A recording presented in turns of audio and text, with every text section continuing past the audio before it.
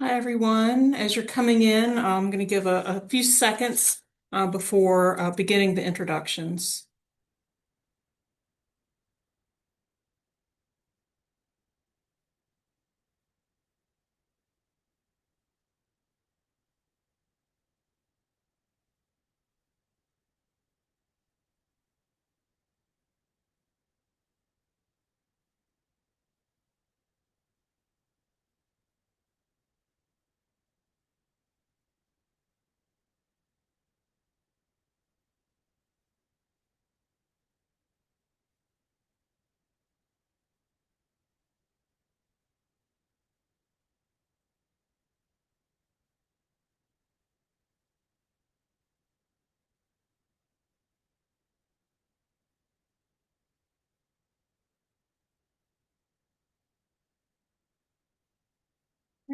Hi, everyone. Welcome to this session, and thank you so much for joining us here today. My name is Diane Smothers, and I'll be moderating this session. I'm very glad to welcome Amanda Ziegler, who will be presenting Managing at a Distance Research-Backed Strategies to Boost Work Engagement for Remote and Hybrid Employees. Before we get started, um, I'd like to go over a few logistical things. This session is being recorded. Captions are available during the session by clicking on the CC button, the closed caption button at the bottom of your Zoom window. Please use the Q&A feature for any presentation questions. You can choose to do this anonymously. There will be about 10 to 15 minutes at the end of the session for Q&A at the end of the presentation. Use the chat for general comments or technical issues. Chris Rotullo will be monitoring the chat for any questions and comments. Chris will also be adding links into the chat. One is for collaborative resource sharing. If you think of a related reading, podcast, video, anything else, please share it with us in Calm's Resources Zotero or in the chat. Um, I believe those links are being dropped into the chat right now. And we also have a code of conduct, and I believe we'll have a link to that dropped into the chat as well. Now I'm just going to turn things right on over to Amanda. Thank you. Awesome. Welcome, everybody. I'm so glad to be here and sharing this presentation with all of you today. And I want to thank all the Calm folks, particularly the folks in this room, for getting everything set up and making this a breeze. So I'm going to share my screen.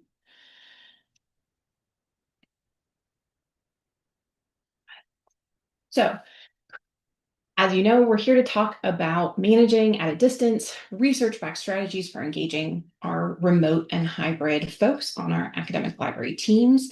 Um, my name is Amanda Ziegler. I'm the Director of Library Services, Access, and Scholarship, because we like to put ands in our titles in my library, at National University. And today, the presentation that I'm going to be sharing with you is based partially on my dissertation research and partially on my lived experience as a library director for a fully remote library team. So let's talk a little bit about my positionality as a researcher.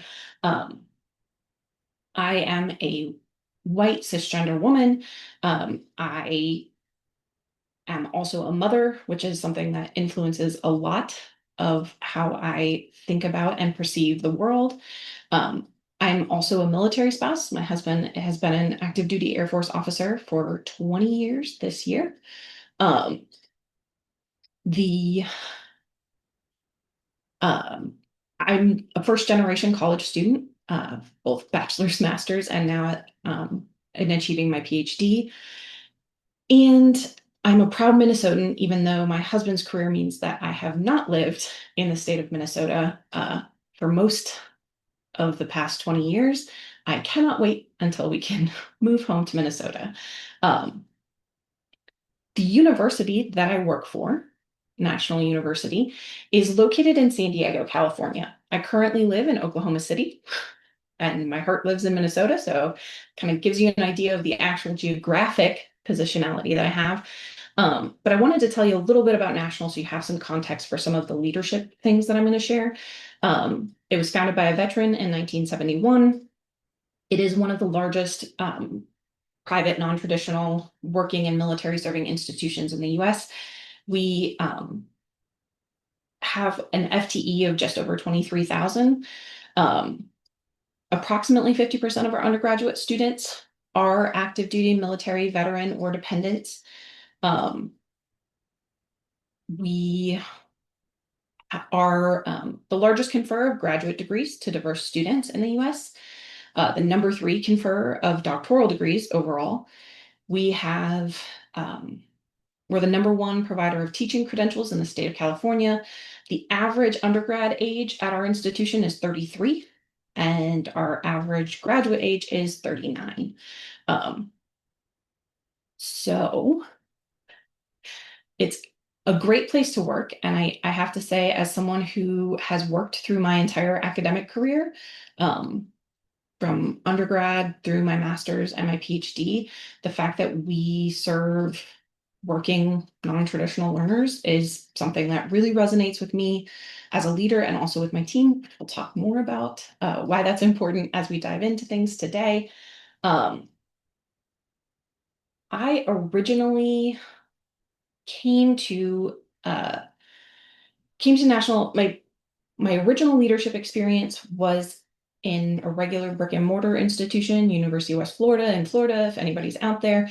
Um, while I was at UWF, I worked in the main library. I also worked in one of our other campus libraries. So if your hybrid folks are perhaps scattered across different campuses or different libraries within a campus, that's definitely something I've experienced. And then in 2018, I moved to working with a fully remote team. Um, and that is the team that I lead now. So let's dive into what we're going to talk about today. Um, I think we all know that, especially post the COVID-19 pandemic, we've really seen a fundamental shift in what the options are within academic libraries for remote and hybrid work. Um, we've seen that pendulum, swing to entire institutions working remotely, back to everybody back on campus. And what research has shown in the past couple of years is that slowly settling out, and most academic staff have at least some option for hybrid work, which means that we have new challenges around engagement, connection, motivation, um, how to really build those relationships with the people that we manage and lead when they're not in the same building with us every day. And we may have some people who we're seeing in person. We may have other people that we're not seeing in person at all. And how are we exploring the different leadership strategies to make sure that we're leading effectively for everyone on our team, whether they're remote or hybrid or always in person too, I would say. Uh, so I am going to ask you to, if you will, share in the chat, or if you want to just keep it to yourself. What's your biggest challenge right now in managing and leading your remote and hybrid folks?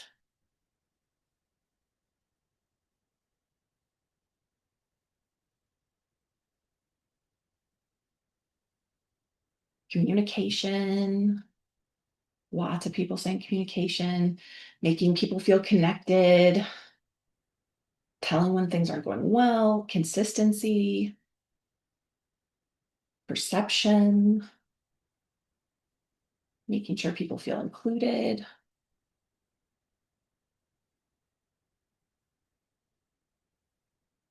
Ensuring the physical space is covered. That's a tough one.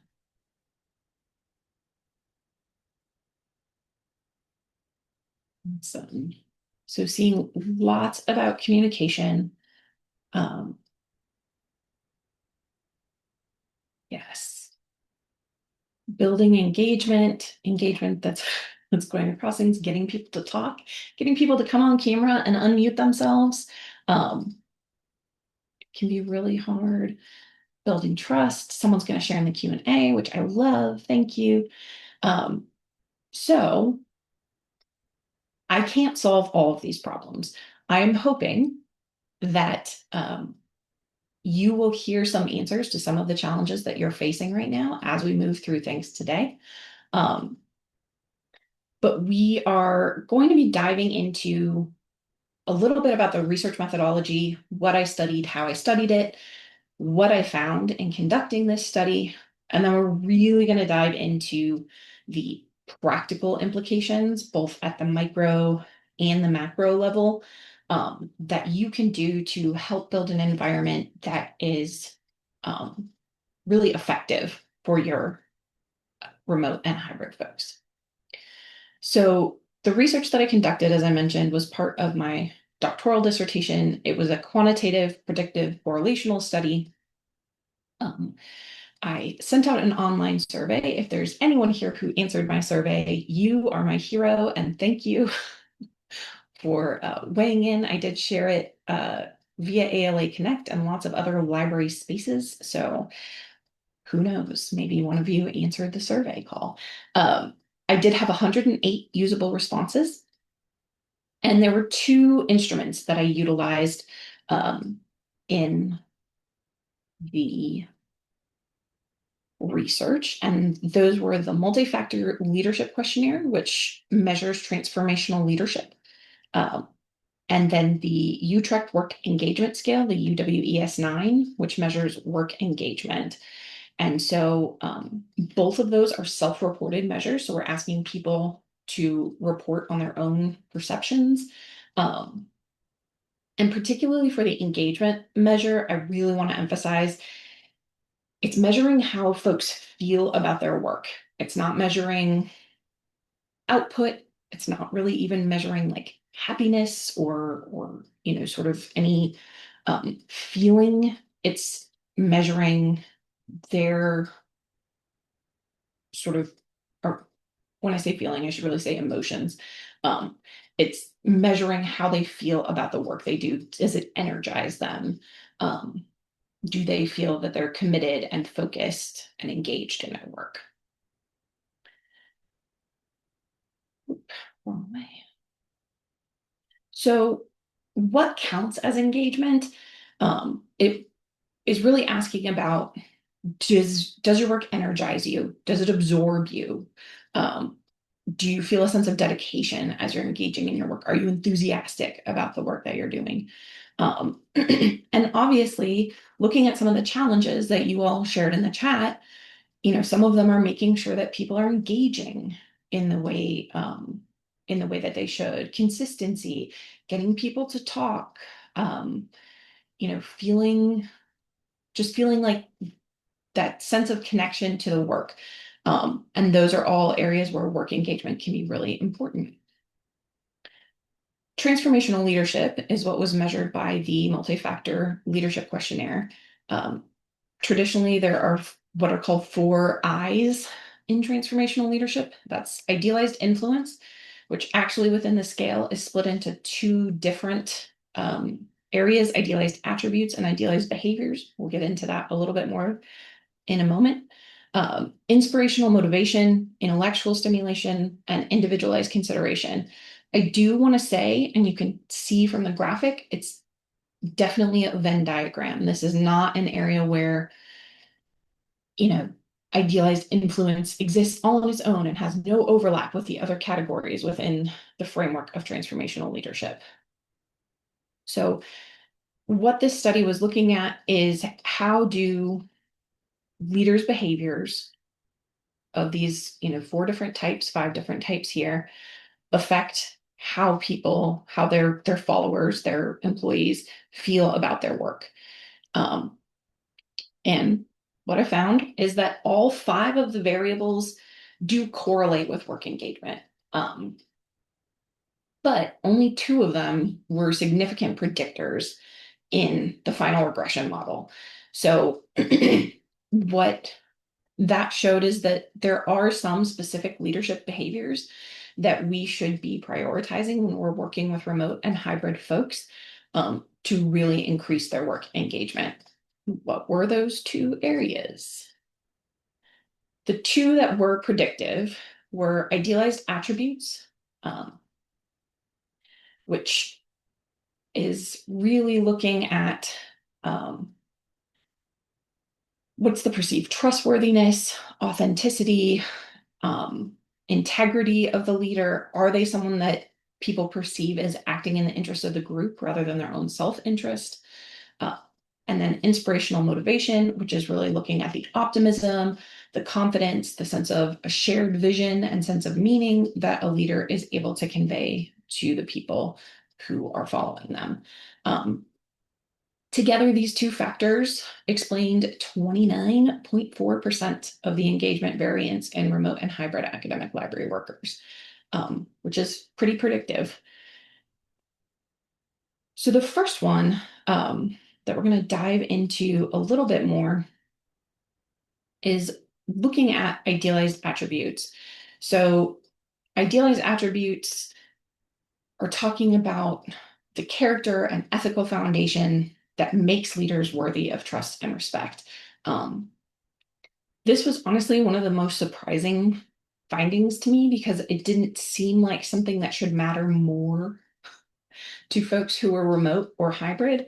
Um, but as I, worked with the findings and was looking back through the the literature as I was, kind of finishing up my writing, it really made sense in the sense that some of the things that tie back to this in the literature is the sense of pride in being associated with a leader, feeling like a leader will go beyond their own self-interest for the good of the group, that they act in ways that builds respect, um, that they display a sense of power and confidence. And so those things being important in a remote environment, I think, is not as surprising as I sort of initially assumed. You might be wondering, okay, those all sound like really nice things, but what does that mean in action? Um, so there are four ways here, and we'll get into some more like ways to apply this. But one of the most important things is to be consistent across all channels. And this particularly, I think, is relevant in environments where you're working with folks who maybe have different varying amounts of hybrid or remote work that they do. And that's maintaining the same tone, expectations, and approach, no matter how you're communicating with your team. Um, so what that means is if you're a very extroverted person who's always popping your head in people's offices, and then on remote days, you don't ping people at all on Teams or Slack.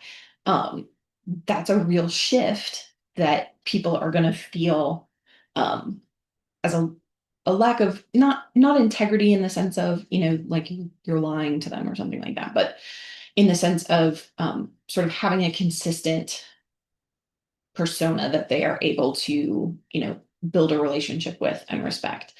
The second thing is to make your values visible, explicitly name and demonstrate what your core values are. Um, Explaining decisions transparently, another huge one, and sharing the reasoning about what you're doing.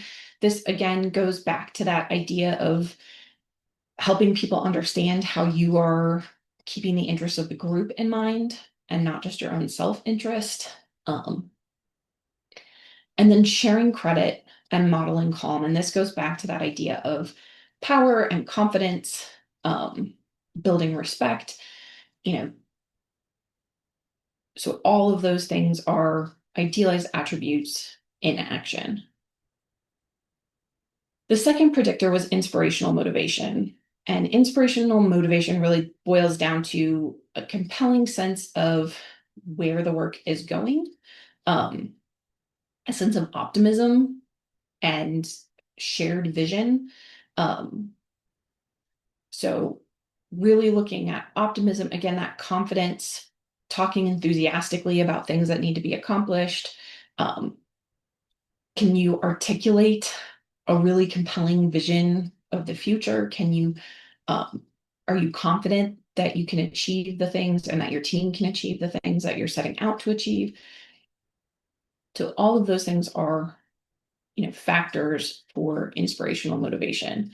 Um, which means that there are some ways that we can put this into action that are super helpful. One is to look at what is the purpose? If you're having a meeting, particularly a meeting where maybe there's some people in person, some people remote, or you're having to make a decision about, hey, these are the meetings we're going to have on in-person days, these are the meetings we're going to have on remote days, articulate the why behind that. Um, really give it a purpose, make sure that it is something that they are, also able to name and understand.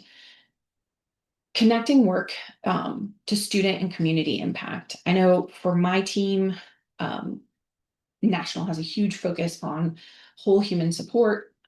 We talk about our students as Anders, they're students and parents, students and employees, students and all kinds of different community members.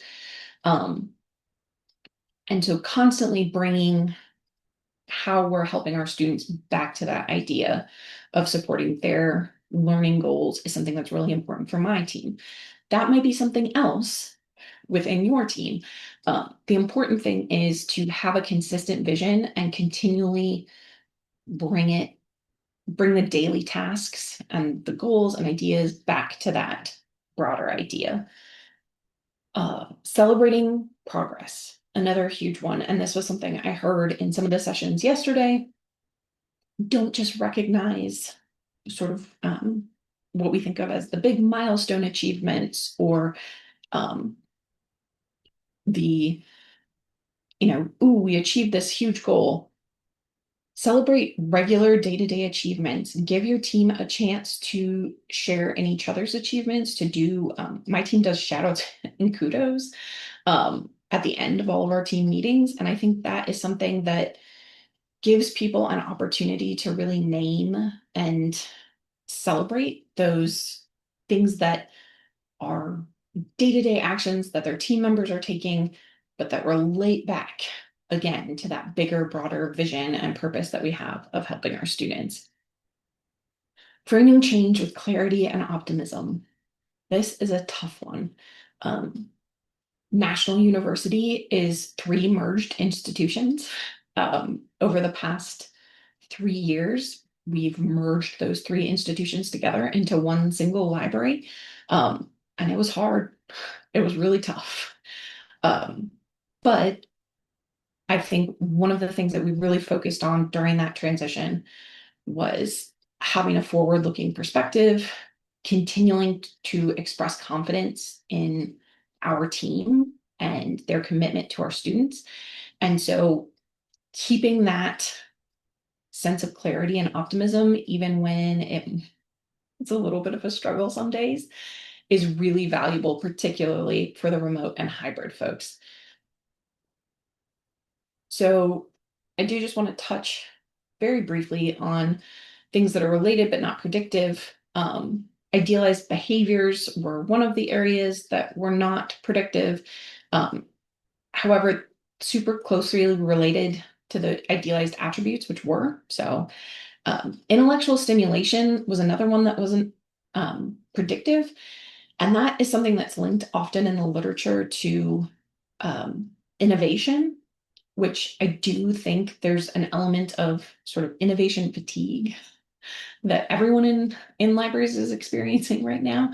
Um, so really keeping in mind that without clarity and support, um, those types of innovation initiatives can really feel like you're just adding pressure in an already high pressure situation. And finally, individualized consideration. And this was one where I was like, but shouldn't it matter more for folks who, aren't seeing us face to face day to day? And what kind of doing a deeper dive in the literature on that one brought up for me was that informal coaching, spontaneous check-ins, reaching out, dropping people a message, whether it's on Slack or having a one-to-one on Zoom, still super important. Um, but the fact that the remote and hybrid workers are perceiving that in a really different way. I mean, I think we've all experienced Zoom fatigue or, even a Slack or Teams message coming in at a time when we're like, oh, I cannot deal with one more thing. Um, I do think that makes those types of behaviors less predictive for the remote and hybrid folks because we're not always able to see how those check-ins land in the same way that we do in a face-to-face environment. So, what are some micro level things that you can do um, as you are trying to implement some of these ideas? One, touched on this one before, begin your meetings with a purpose. We actually, at the beginning of all of our meetings, we have an institutional vision and mission that actually within the library we feel super strongly about. We really feel like it describes us, it resonates with our folks. And so we start our meetings with that. We also talk about our team norms around helping students, even if it costs us something. The really grounding in that. And it may be that your institutional mission and vision are not something that you feel like really resonates with your team. Maybe you have a library vision or mission that resonates with your team. Maybe it's something you can come up with at the level of your team. But having an articulated shared vision that you come back to at the beginning of all interactions, that you tie things back to, is really important, particularly in kind of building that consistency and sense of trust. Um, it also helps you do the second thing, which is narrating the values behind your decisions. As you're making decisions as a leader, as maybe you're looking to implement a new policy or procedure, keep bringing it back around to that shared purpose that you've set. Um,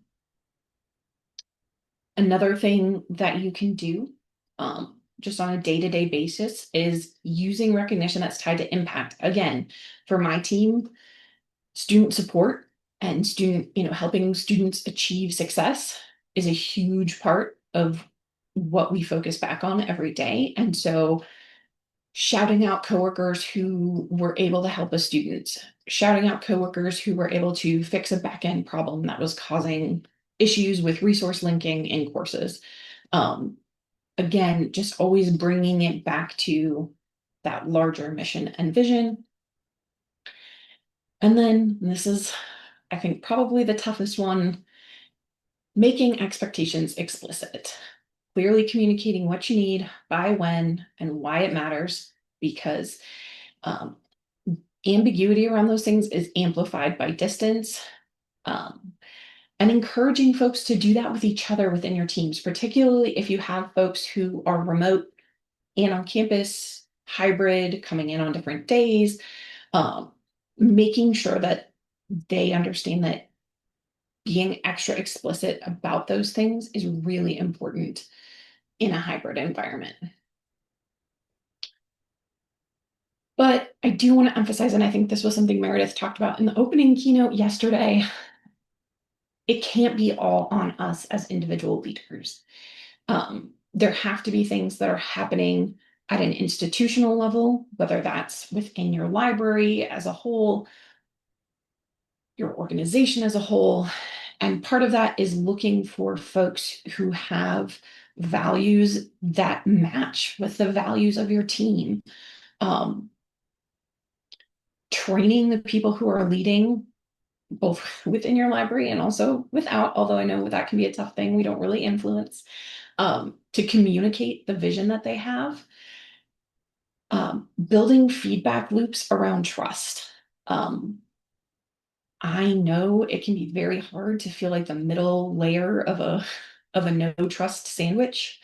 Um, but really building those bigger feedback loops where trust is a part of institutional values, that you're building trust between the library and other departments on campus, that you're building trust between the folks who are working together, and just really, I think one of the ways to do that is to allow for anonymous feedback to you as a director or a leader, even if it's not something that you can bring to a broader level, allowing folks the opportunity to give feedback anonymously has been an incredibly important piece of building that feedback loop of trust within my team.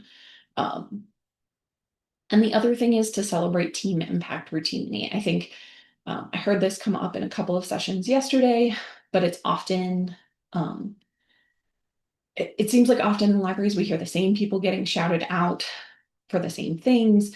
Perhaps there are things that are given more weight or recognition because of tenure or promotion guidelines that folks have to keep in mind.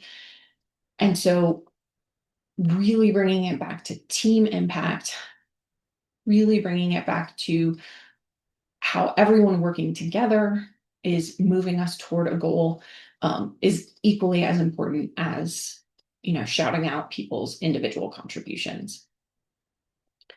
Um, I really just want to emphasize engagement at a distance is not just about more communication. And I think sometimes, particularly, I experienced this when I first transitioned to leading in a remote environment.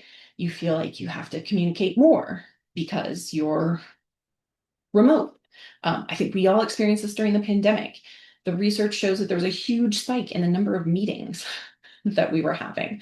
Um, because people wanted to communicate more. And it's not necessarily about communicating more, it's making sure that the communication that you're having with the folks that you work with is more meaningful, that it's values aligned, that has a purpose, and you're being clear about that purpose. Um, so as we end, I do just want to give some caveats about the limitations of the research I conducted. It was self-report data. It was a convenient sample. Uh, the design was cross-sectional, and it was only the follower perceptions. In studying transformational leadership, sort of the gold standard is to have both the leader report their own perceptions and the followers report their perceptions as well, and then combine those two sets of data. I was not able to do that in this case. So those are the limitations around the research. I do think there's lots of areas for future research here. So if anyone's interested, please reach out. I would love to talk to you about digital channels, looking at implementing some of these different interventions in a structured way and seeing what kind of impact it has, doing some more longitudinal research, and then also, pulling in those leader perceptions. So as I end and before we move to questions, I want to ask, and again, you can keep this for yourself or you can share it in chat, but what's one behavior that we talked about that you can implement in the next 2 weeks? Something that you can do with your remote and hybrid folks to increase those behaviors that we talked about. And so while people are throwing that into the chat, yes, more kudos. I really cannot say enough how much the kudos and shout outs mean to my team. Yeah, being consistent across media is a tough one. So as people throw those in, I'm happy to start answering questions as well.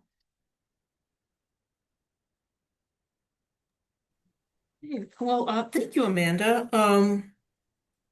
While people are throwing things into the chat, I'll start going through questions. And if you do have a question, go ahead and put that in the Q&A. The first one that I have here is, and I'm going by a number of upvotes, is I'd love to know more about building feedback loops around trust. In siloed environments, this can seem really difficult. Curious if there are any suggestions for successful trust building between different teams and different hierarchies within the library. Yes.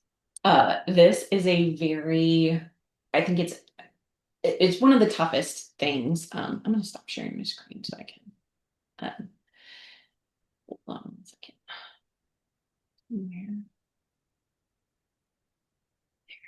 Um, I think one of the things that is just really tough about that idea of building those feedback loops, particularly like you said, in a siloed environment, is getting over that sense of they're not doing as much. I think that idea of I think it was the Eastern Kentucky folks yesterday, in their presentation, we're talking about, assigning blame and having, kind of having a common enemy and um, how that impacts people. And I do think that just sharing how, um, one of the things, there's a couple concrete things that we did with our group, particularly during the merger. One was having people share a day in my life so that people could get a sense of what people on other teams were doing on a day-to-day basis. Um, Sharing, being really intentional about having folks from different teams work together on collaborative projects. I was in a session earlier today that had some great ideas on that. Um, and then I would say the different hierarchies, part of your question, I think, is also really difficult. And I think it really depends on what the structure of your library and your institution is. If there are those different hierarchies, I think one of the things that we've done that's been super effective, and this is actually happening at the sort of the vice provost level, is that we have a meeting that's all supervisors, um, once a month. And it is, I think, been really great for breaking down hierarchies because we have people in there who supervise federal work study students. We have people in there who are vice provosts. We have people in that group who, they maybe supervise two staff members.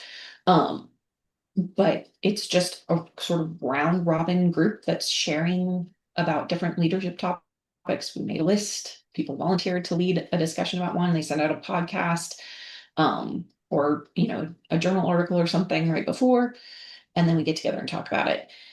It's very low stakes, and I do think that has really helped with building trust across a hierarchy. Um, but I think the important thing with trust is having that feedback loop, because I can engage in behaviors all day that are meant to increase trust. But if I'm not giving people an opportunity to share whether it's working or not with me, then I could be putting a lot of effort into things that are falling flat with the people that I work with. So I hope that answered the question. Okay, thank you. Um, okay, it looks like the next question then says, can you say more about the differences between idealized attributes and idealized behaviors? Is it just basically that how you are perceived is even more important than, though presumably influenced by, objective actions taken? Yes, that is an excellent excellent summary of that. And it really comes down to how you're perceived, which again is one of those things about the feedback loop and making sure that you have a chance for folks to share with you how different actions and communication that you're doing are perceived. Um, I think the idealized attributes in particular are related back to, you know, do I feel pride in being associated with this person? Um, do I think this person has an interest that is for the group and not just for themselves? Um, do they have a sense of confidence? So I think a lot of it is about perception, and I think that is something that is difficult. I know I said this earlier, but it was surprising to me that um, that perception mattered more than the actual behaviors. But again, in a remote or hybrid environment where you're not interacting face to face every day, um, that perception, I think it's easy to see how that perception is more important than maybe some of those individual behaviors. So Okay, thank you.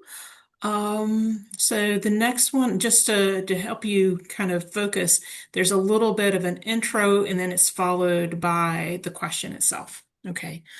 So this question begins, I have an employee who is transferring into my department from a different one next week. She is not changing offices, but keeping her old one located on a different floor.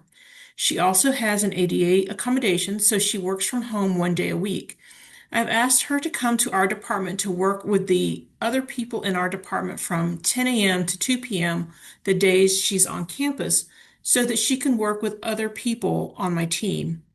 Any other suggestions to make her welcome and a part of my team? yeah, this is such an interesting question. And I think um this kind of goes back to, I think libraries in a lot of ways were ahead of the remote and hybrid question because we had people who were maybe working at different libraries across a campus or, kind of otherwise having those different work environments. One, um, I think the idea of having her come to the department and have that opportunity to connect with people is great. I would make sure that the other folks in the department are around during that 10 to 2 period. Um, you know, saying like, hey, let's try and focus our meetings during this time period. Let's make sure that we're putting our collaborative projects during this time period and making it less about an individual expectation for this hybrid person and more about a team expectation that, like, hey, these are the core times where we're going to try and do collaborative work together as a group. Um, I think another thing is, even if it's outside of those times or on her work from home day, making sure that sort of all of the announcements go out to the whole team about things that are happening, whether that's meetings or social, interactions or things like that. Um, I think that can be a really important way of, making sure that people feel included. I think one easy way to do that with Teams or with Slack, if you have folks who are hybrid or remote, is having a water cooler chat that's separate from sort of the work-based group chat that you might have in a department or a library. Having that other area where people can be a little bit looser, share some of those social things, no matter which environment they're working in. Okay, thank you. All right, so this next one says, it says, thank you for this great information. I'm also doing research in this realm, and I've found that many employees prefer remote and hybrid work. In your research, did you identify a specific preference trend for virtual versus hybrid models? Additionally, for employees who feel their engagement is actually higher in a virtual first environment, what strategies do you recommend for communicating this to a manager who may still hold a traditional in-person bias for engagement? This is a tough one. So I will say I did not specifically ask about people's preferences. I did ask about how much of the time they were remote or hybrid. In the responses that I got, I did get a good chunk of folks who were fully remote, but most of the people who responded were hybrid. Most of the fully remote folks worked in technical services or, sort of like library IT type of positions. Um, so that's the most insight I have on that. I will say the literature is pretty clear that lots of people do prefer a virtual first environment. Um, as far as strategies for communicating that to a manager who might really have that in-person bias for engagement, um, this is going to sound like I'm joking, but I'm really not. It's a retention. It's a retention issue in the sense that I have a fully remote team. everyone that I've hired in the past 3 years has been a truly amazing applicant who's just like beyond amazing and wonderful. And it's because they were not allowed remote work or hybrid work at the library that they were previously at. So, you know, I think a lot of times framing it as like this is how we remain competitive in the work environment that we're in right now and the broader, institutional or higher education landscape is incredibly important. I would also lean in on sometimes I think, and this is again is a little bit research based. People had really negative experiences with remote work during the pandemic. And so, really emphasizing that remote or hybrid work is not the same as when we sent people home en masse with, maybe their computers in some cases.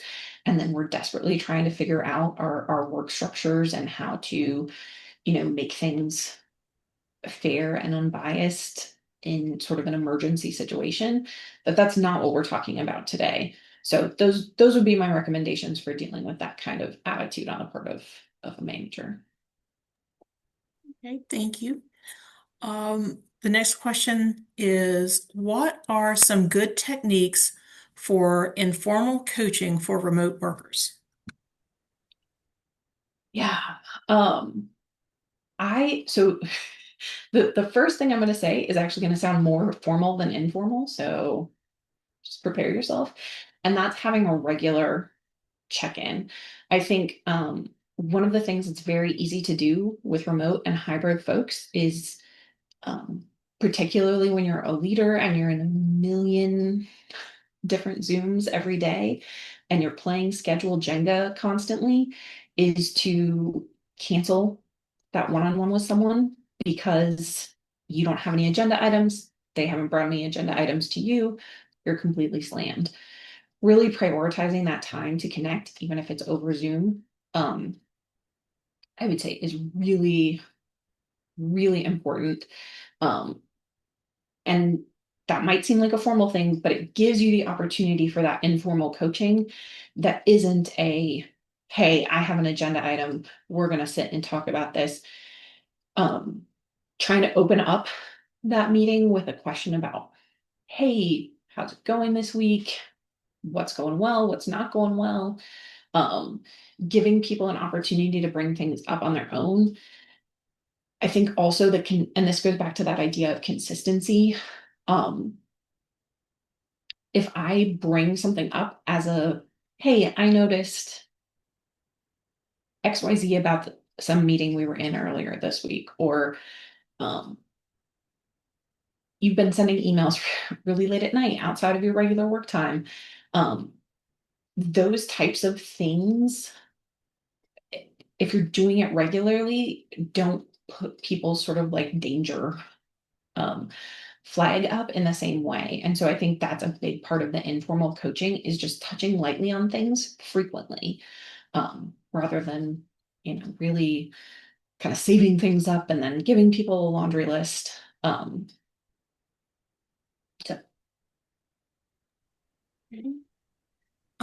Okay, so our next question is, how do you balance spontaneous check-ins so the workers don't feel like it's a checking that you're actually working?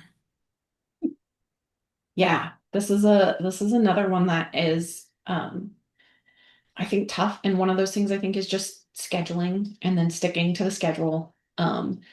If you are, I think also it's really important, especially with folks who are working remote or hybrid, to have really clear expectations of what does that mean for communication. So, um, for instance, I've had people who've come to our library from environments where it's like, you need to respond within 2 minutes on Teams if someone reaches out to you, and that's not our communication sort of tempo within my library. And so I think being really explicit with people and saying, like, my team understands that me sending a Teams message, unless I'm marking it urgent and saying like, hey, I need this in the next 10 minutes because the provost is asking for it or whatever the case may be, if they don't reply to me until later in the day, that's completely fine. Setting those expectations around email, like it's going to get replied to within 24 hours. Um, I think, yeah. And I see what Millicent's saying in the chat too, like, particularly when you have a distributed team. My team's also distributed. I got people from California to Vermont.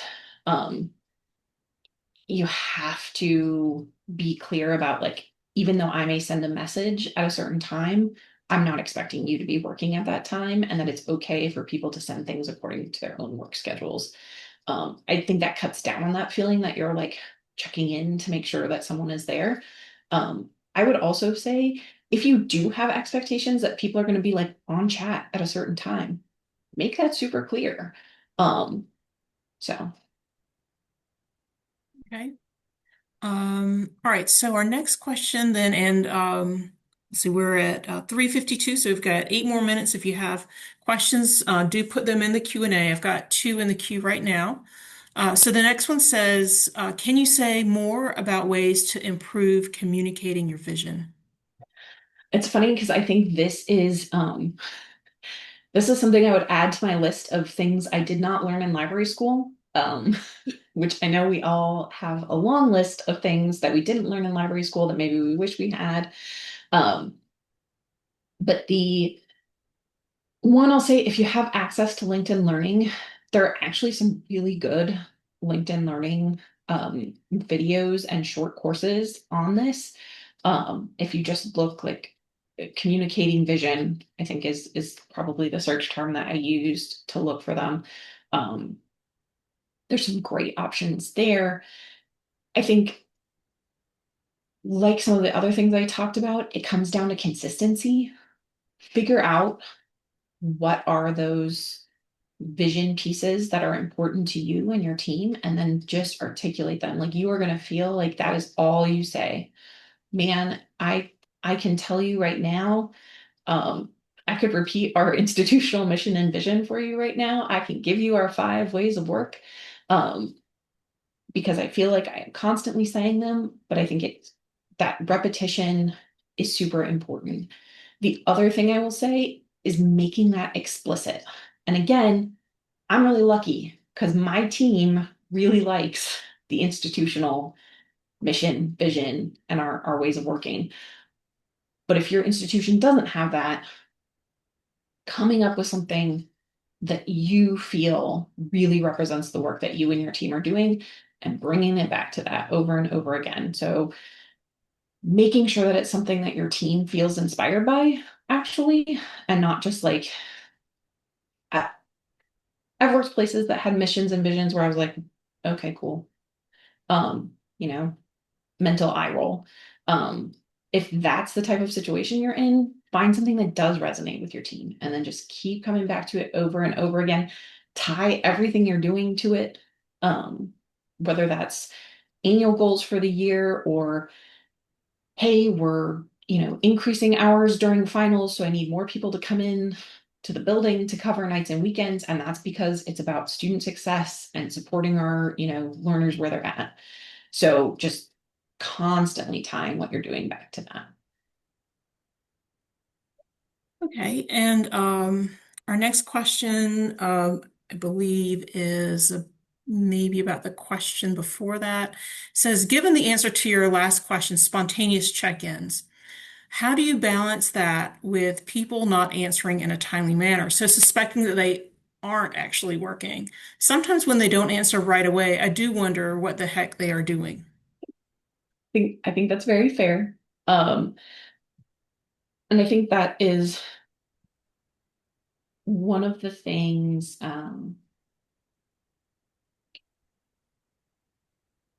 again, coming back to what's the purpose of it? And is it important that they reply in a timely manner? Making sure that that purpose has been super clear to them. Because if that's your only thing that's making you suspicious, have you communicated that you have an expectation that they're going to be working during that time? Um, I know for my team and the expectations that we have, there are certain times that I'm expecting people to be available, but outside of those times, they have a lot of autonomy about how they're getting their work done. Um, and so, I think sort of balancing that with, are they accomplishing the work that you're expecting them to accomplish and they're just not responding? I would deal with that very differently than I would with someone where they're not responding and I'm also seeing issues with the work that they're doing.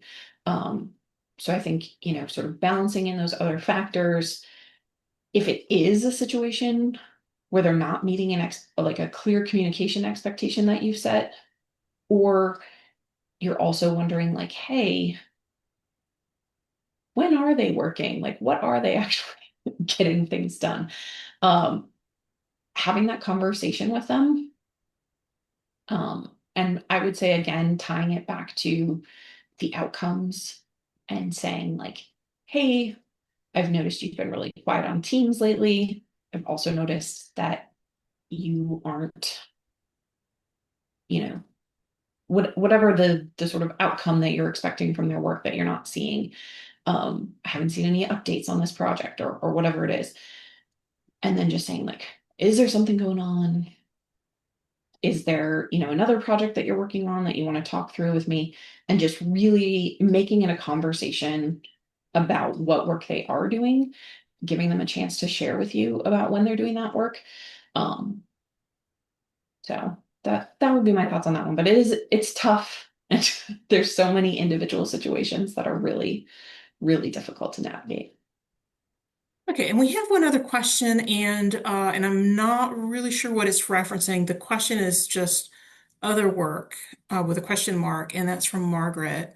And if you're still in this session, I don't know if you would put in the chat or in the Q&A what you're referring to there, because I think that might have been referencing an answer from earlier.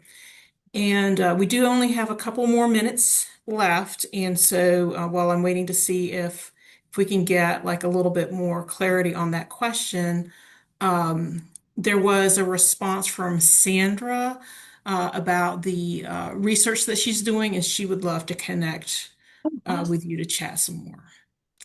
Okay, so yeah, so Margaret says it was that was a possible answer. Okay, so it was just answering another question. Okay. So thank you, Margaret, for adding that to the chat, to the Q&A.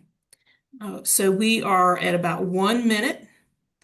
Thank you all so much for attending. I think I can speak for all of us that this was so helpful, so informative. I really enjoyed hearing you speak and learning from you. And we've got a comment in the chat to take our feedback survey. And I believe with that, we are done. Thank you.